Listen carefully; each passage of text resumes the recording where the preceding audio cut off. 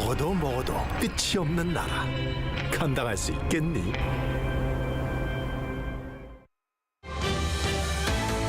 Coming up on Arirang News, the North Korean leader Kim Jong-un's powerful sister, Kim Yo-jong, strikes a derisive rhetoric against South Korean President Yoon Suk-yeol, saying he's a key contributor in strengthening Pyongyang's military power.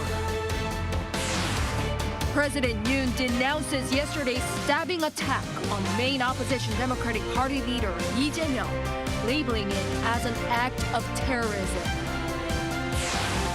Hamas says its deputy leader has been killed in a suspected Israeli drone attack in the south of the Lebanese capital Beirut, sparking concerns of an expansion of the war in the Middle East.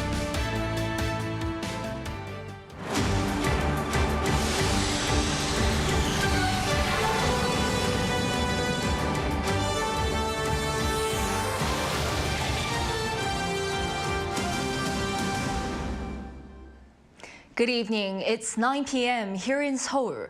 Thank you for joining us on Arirang News. We start with the North Korean leader Kim Jong-un's powerful sister firing off sarcastic rhetoric against President Yoon Suk-yeol.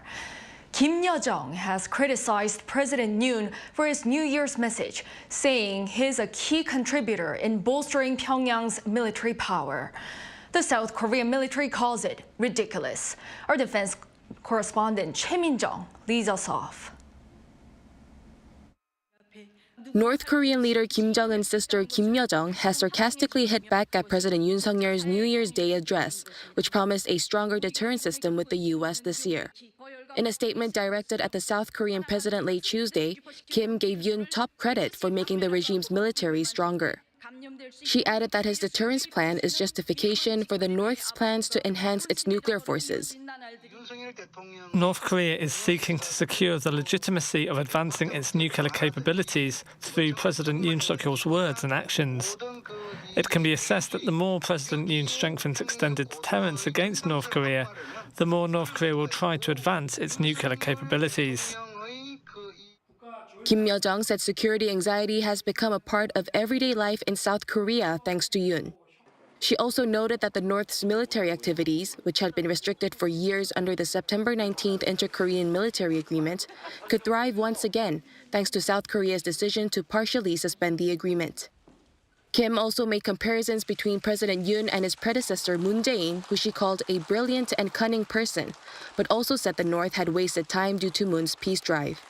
But Kim said Yoon had enabled the regime to magnify what was lost during the Moon administration by more than 20 times. In response to the statement, South Korea's defense ministry on Wednesday strongly condemned Kim's words, saying that it is nothing more than a ridiculous argument and compared the North to a criminal who committed a crime because of innocent citizens or the police. The deputy spokesperson for the Unification Ministry also criticized the regime's, quote, scheme, blaming South Korea for causing tension on the peninsula and distorting the current situation of the government and the head of state. Choi Min-jung, Arirang News. South Korea's Navy has performed this year's first gunfire training today in waters off all three coasts of the country. The Navy released a statement saying the drill was held to strengthen military readiness amid North Korean provocations. The training was conducted simultaneously by the 1st, 2nd, and 3rd Fleets and included maritime gunfire and maneuver training by 13 Navy ships and 3 aircraft. South Korea's Chief of Naval Operations, Yang Yong-mo, said it's important to clearly acknowledge the serious security situation amid Pyongyang's continued provocations. The chief added the basis of military readiness comes from the strong willingness to lay down one's life to protect the nation's sea. Moving on, opposition party leader Lee Jae-myung has been moved to a general ward after spending a day in an intensive care unit. This follows a surgery after being stabbed in the neck during his visit to Busan yesterday. Our political correspondent Shin Se-byuk has the latest. Main opposition Democratic Party leader Lee Jae-myung has now been transferred to a general ward at Seoul National University Hospital after spending around a day in the intensive care unit. On Tuesday evening, he had undergone a 2-hour jugular vein reconstruction surgery after being stabbed in the neck earlier in the day during his visit to Busan. He was initially taken to Busan National University Hospital, but was later airlifted to Seoul at his family's request. He has regained consciousness, but only family members are allowed to visit. A suspect was arrested at the scene and has been identified as a man born in 1957, surnamed Kim. A search warrant was issued on Wednesday for the attacker's residence and his real estate agency office in Asan, Chungcheongnam province. The police are likely to request an arrest warrant as early as Wednesday for charges of attempted murder. On Wednesday, the Democratic Party convened an emergency assembly to discuss the party's future operations. After the meeting, they announced plans to establish a specialized response unit focusing on the recent assault on their party leader. This team will closely monitor the progress of the investigation, address the circulation of false information to tackle any secondary victimization, and develop strategies for future safety measures. The DP leadership during a separate meeting earlier on Wednesday called the assault, quote, a blatant challenge to democracy. What happened yesterday was completely out of place in a democratic society. This act of terror on Lee represents a blatant challenge and a direct threat to democracy.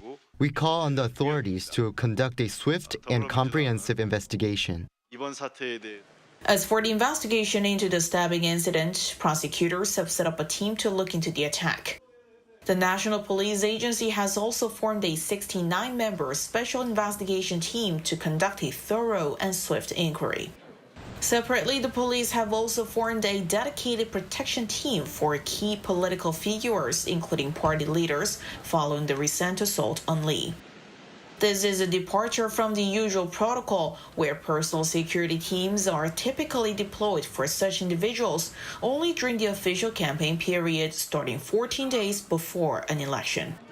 This year's general elections begin their campaign period on March 28th. 신세벽, Arirang News. And President Yoon labeled the shocking attack on the opposition leader as an act of terrorism against liberal democracy, as he hosted a New Year's gathering today for key state officials. He also vowed to do more in 2024 to improve the living of the people. Our top office correspondent Kim Do-yeon reports. President Yoon Suk-yeol at a New Year's gathering with key state officials on Wednesday expressed the will to work harder towards improving people's livelihoods. The attack on Lee Jae-myung was also addressed. President Yoon acknowledged the main opposition party leader's absence due to being hospitalized and labeled the attack a form of terrorism. 테러라고 하는 것은 어떤 것이든 간에 피해자에 대한 가해 행위, 범죄 행위를 넘어서서 인간의 자유를 억압하고 자유사회를 지향하는 우리 모두의 적이라고 할 수 있습니다. 자유민주주의의 적입니다. Other leaders of the nation's constitutional institutions also addressed the seriousness of the incident and encouraged those in attendance to work towards improvement. All members of the judiciary branch commit to never tolerating violence in any case and to making the utmost efforts to ensure that trials are conducted solely according to law and principles. We hope that the government and the National Assembly can unite people to overcome this crisis, and that this year will be one of bold change, thereby creating new hope. Addressing the 200 in attendance, President Yoon said all efforts will be toward improving people's livelihood and called for close cooperation across all sectors. 3 ordinary citizens who showed extraordinary courage and warmth in 2023 received praise. This includes a nurse who was off duty when she saved an unconscious person at a department store, and a high school student who invented a tool to check whether a car crash was due to unintended sudden acceleration. 우리가 이런 시민을 격려하고 또 이런 분들의 정신을 널리 국민들이 공감할 수 있도록 하는 것이 우리 민생과 또 국민의 행복한 사회를 만드는데 정말 의미가 있는 거라고 생각합니다. In the meantime, President Yoon also gave appointment letters to the new ministers who took office following the recent cabinet reshuffle. This includes the new Deputy Prime Minister of Finance, Choi Sang-mok, and Minister of Patriots and Veterans Affairs, Kang Jung-hae. Kim Do-yeon, Arirang News. Staying with President Yoon, this year he is expected to continue his efforts in turning South Korea into a global pivotal state. With this, on top of his agendas is bolstering Seoul's security ties with Washington to tackle Pyongyang's growing nuclear threats. Our presidential office correspondent Woo Soo-young tells us more. South Korea's diplomacy in 2024 will focus on building up minilateral networks, small coalitions of like-minded countries, to overcome risks to national and economic security. First, tackling North Korea's growing nuclear threat, President Yoon will continue building up Seoul's security ties with the United States, adding an unprecedented nuclear dimension. After launching a new bilateral nuclear consultative group last year, the allies are expected to produce nuclear response guidelines by June to prepare for a possible nuclear provocation by Pyongyang, as well as launch nuclear response drills in their annual joint military training. On a trilateral basis with Japan, based on their Camp David summit last August, Yoon will continue efforts to ramp up military cooperation against North Korea's threats and broader joint initiatives for peace and prosperity in the Indo-Pacific.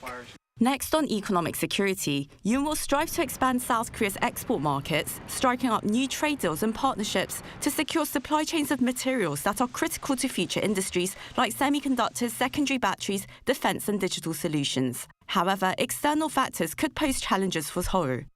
First, the US presidential race in November has caused concern among its allies that the possible return of Donald Trump could once again undermine America's global security commitments, from South Korea and Japan's trilateral cooperation with Washington to Ukraine and NATO countries.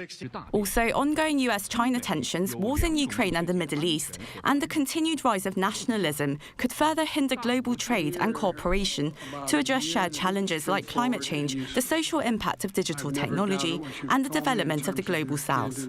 If and when Trump comes back to the White House, there will be a great need for other countries, the current allies of the United States, to work together even more closely. So these are all the actions being taken, efforts being made by all players around the world, with the possible new face of the United States government in mind. And so it's really critical for Korea to strengthening its cooperation with these kind of key allies, going beyond the traditional allies like Japan and the United States. Thus, through his summitry last year, Yoon called for global solidarity and a rules-based world order, pledging Seoul's contributive diplomacy to strengthen cooperation for freedom, peace and prosperity. He's also expanded South Korea's minilateral networks of partners for defense cooperation and technological development. In 2024, South Korea will host the third Summit for Democracy, first initiated by President Joe Biden, to address threats to freedom, the rule of law and human rights across societies, along with two follow-up summits on the safe development of artificial intelligence. The country has also begun its two-year term as a non-permanent member of the UN Security Council. Sensing an opportunity amid crises to expand its role in the world as a crucial security and economic partner, Seoul will continue its efforts to become a global pivotal state. Woo Soo-young, Arirang News.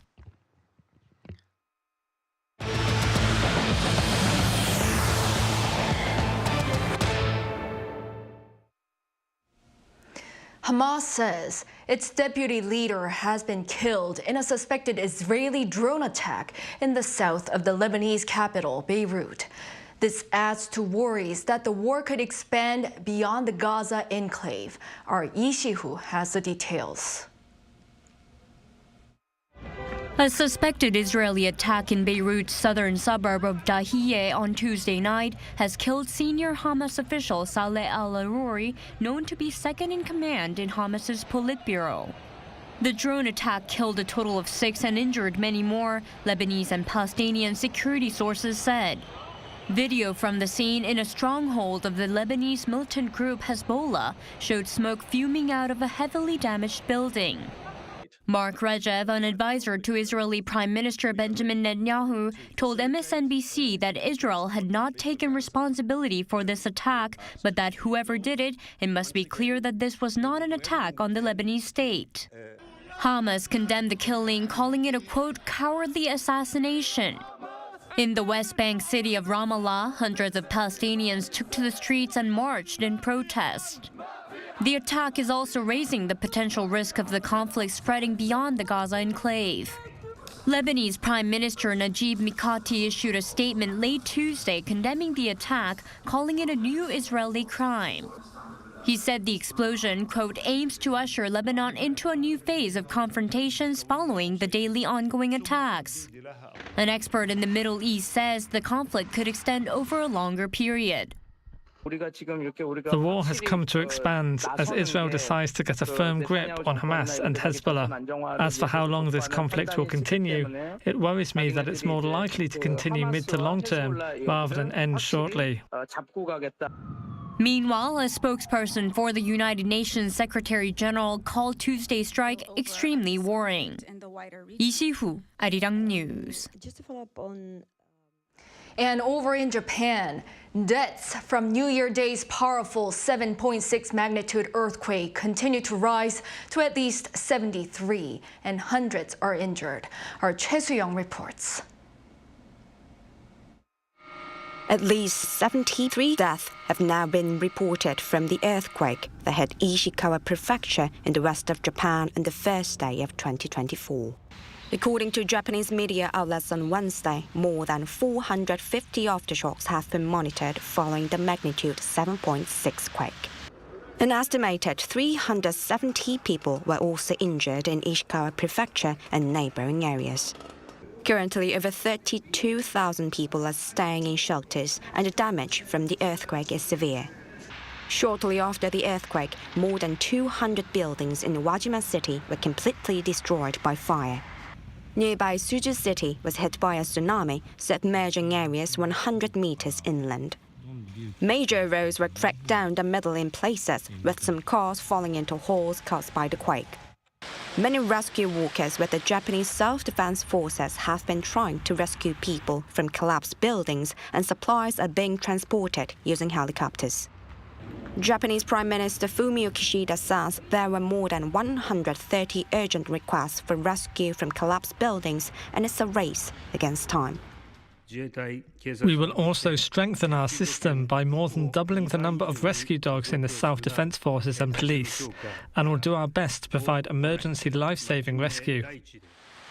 Local media outlets say casualties are expected to rise and that there is still a chance of more aftershocks. Moreover, a total of 50 millimeters of rain is forecast until Thursday, raising concerns about landslides. Choi Soo-young, Arirang News. In other news, South Korea recorded its highest annual average temperature in the year 2023.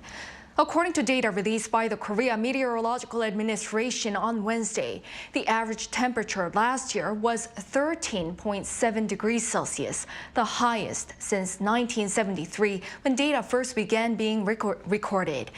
Meanwhile, according to reports by the Washington Post, experts speculate global temperatures to be at a record high in 2024 due to the effects of the El Niño oceanic and atmospheric phenomenon. It is expected to peak in the coming weeks or months, pushing the Earth to record warmth.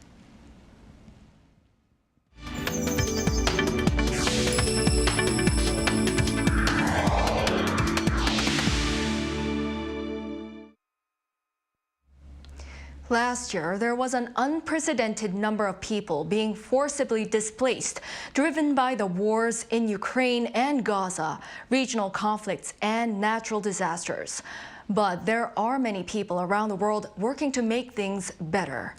Jeon Hae-kyung, the head of the UN Refugee Agency's Korea office, is one of them. Our Song Yu-jin listened to her insights on the global refugee situation and also her inspiring personal story. A very challenging year. That's how Jeon Hae-kyung, the representative of the United Nations High Commissioner for Refugees Korea, describes the year 2023. Last year, the world saw a record number of more than 114 million people displaced, including refugees and asylum seekers. We have seen the situation in Ukraine continue to evolve. We have seen Sudan evolving a situation there, Gaza, as we still see on the news, and then also like earthquakes. As the first Korean national to lead the UNHCR's Korean office, Ms. Chun brings over 2 decades of experience in refugee and humanitarian work. Her journey began with listening to stories about the Korean War growing up. Our parents' generation worked so hard to build the country, right? So, and I grew up outside Korea when I was a child, so I was also very much interested in minority issues, right? So I did study refugee migration issues, and I think naturally I ended up in the UN. Looking ahead, she hopes things will get better in the new year.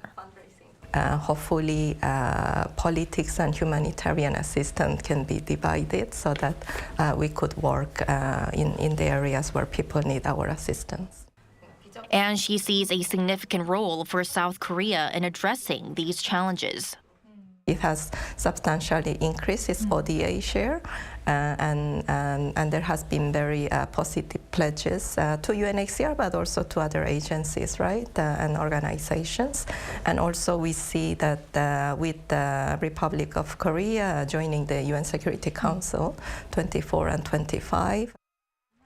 Beyond governmental efforts, last December, 8 religious groups in Korea submitted the first ever joint pledge of its kind to the UNHCR's Global Refugee Forum. From this year, Ms. Chun will take up a new role as the director of the UNHCR Regional Bureau for Asia and the Pacific.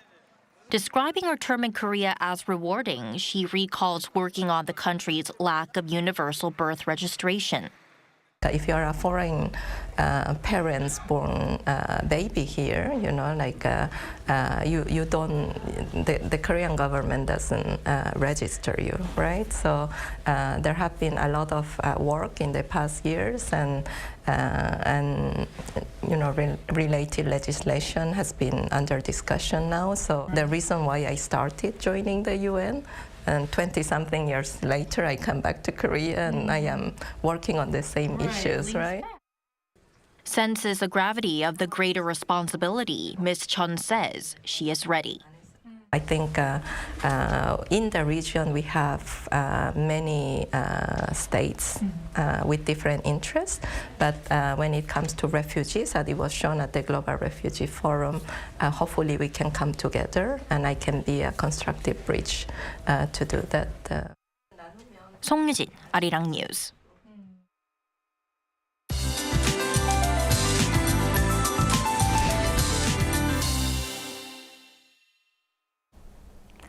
It seems like a brief cold snap is in the forecast tomorrow morning. Seoul will drop to -3 degrees Celsius. However, daily highs will be similar to today's. Another frigid spell will come around this weekend. It will not feel as freezing as the cold wave of -10 degrees a few weeks ago, but it will feel relatively cold.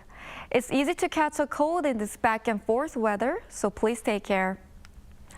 As smoke from overseas gradually flows in again, air quality is likely to get worse than today.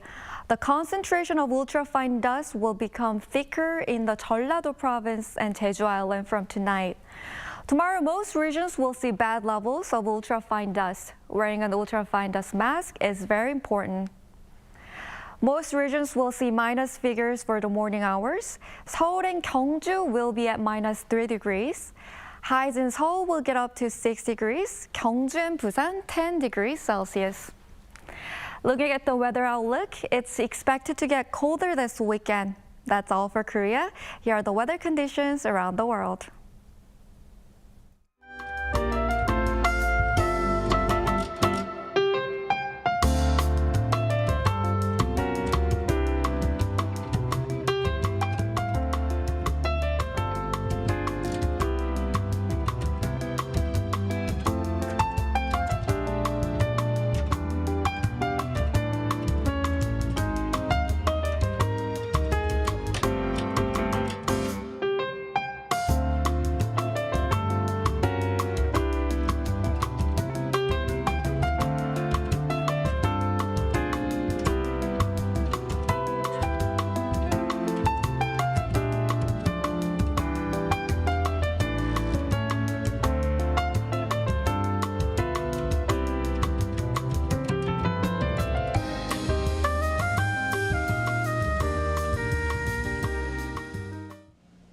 Well, that is all for this newscast. Thank you for watching. We'll be back at 10 p.m. with the AI headline news. Take care.